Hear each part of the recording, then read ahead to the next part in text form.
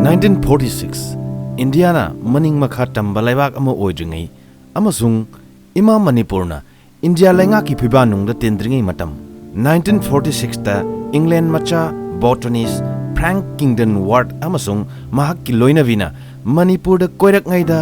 Ukhrul da thengnaki shiroi kasung timrawun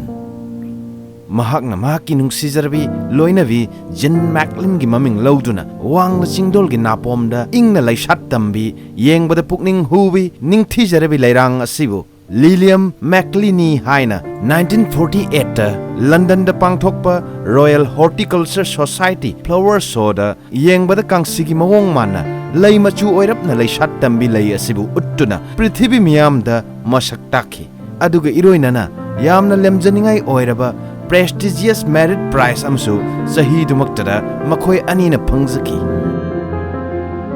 supnagi Manipur ki capital Imphal dagi kilometer marifu nipal khaktamak chatlaga leiriba tangkhul jati na masing yamna chada nauda khunda duna leiriba Ukhrul town ne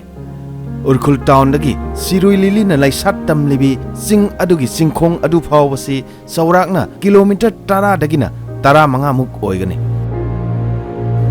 Samudragi imai dagi meter 1730 dagina 2590 wangkhatna leiriba mafam da laisat tamli Manipur state ki state flower amasu oiriba Shirui kasung timrawun me thagi mayai chalakpa matam dagina June thagi anganba matam phawbada laisat tambi leini Shirui lili pambi asigi awangba se fit amadagina ahum phawbani Shirui singkhong dagi Shirui lili yengnaba pung animuk angamba singmaida khongna kakhatlaga lairang asin hauriba mafam singdol adu yaugani aduga kumtharakpadadi pung ama natraga ama makhai mukki lambini masi migi pangalgi makha pongani lili asi mioibagi unsagi anaba amadi chakhaugi laina singsu phahanba ngambagi magul cheli haina akhang ahi singna irambasu leire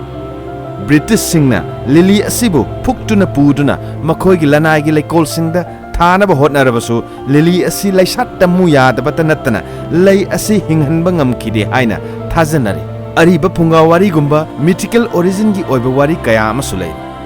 yamna nungsiba wari ama hairagadi nungsinaba nupi amaga nupa amaga Shirui kasungi ngamlaba singdagi chongthaduna thawai thaminaki hai makhoigi thawaina lei pambi oina hoduna laisat tamlakpani haina wari linari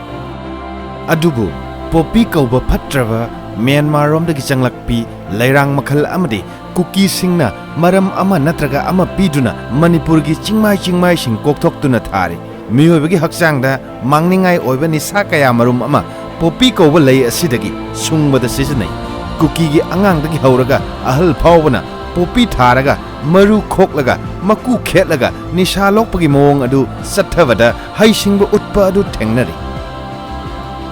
maram ama hekta pisinba lairang asibu phajabagi thabani aikhoidi cultivator ne farmer ni haiduna maral thedokpa kaya amasu ukhre thengnakre